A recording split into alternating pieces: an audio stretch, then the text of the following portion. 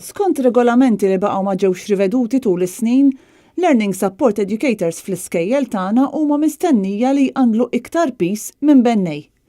Dan għaliex skont dokument li jagħti deskrizzjoni tax-xogħol tagħhom huma għandhom jerfgħu pis ta' 27 kilogramma waħedhom, ġifieri aktar minn kantun tas-seba' li jiżen 26 kilogramma u 650 gramma. Waqt konferenza l-ġurnalisti l-Union tal-Edukaturi Professjonali, il-UPE, tkellmet dwar tħassib serju fuq il-linji gwida tal-piżijiet indikati fid-diskrizzjoni tax-xogħol. Dan ukoll fid-dawl tan-nuqqas totali ta' taħriġ speċifiku professjonali lill-LSEs fil-mod kif għandu jsir dan it-tqandil.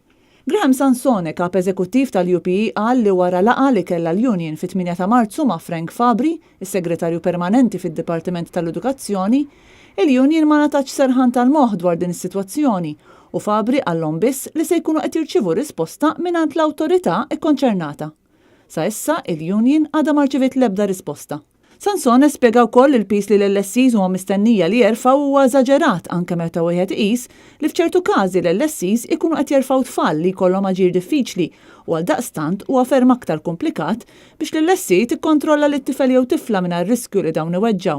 Dan minn barra riskju li jweġġgħu l-istess LSEs. Pajjiżi barranin fl-Ewropa sewwa għandhom standards differenti. Il-pis huwa ħafna inqas, il-employer jagħmel ukoll inti manual ta' kif inti jrid jerfa' u għandek ukoll id-diffikultà hija li l-LSEs qatt ma kienu ttrejnjati biex jagħmlu dan il-lifting. Ġifieri m'hemmx training along the process biex dan inti jkunu jafu kif idu jġorru. Il-Union qalet li mhux se tittollera linji gwida li jmorru kontra standards internazzjonali u tinsab lesta li tressaq din il-kwestjoni quddiem l-Aġenzija Ewropea tas-Saħħa u s-Sigurtà fuq il-post tax-xogħol jekk il-Gvern jibqa' ma joffrix soluzzjoni sensibbli.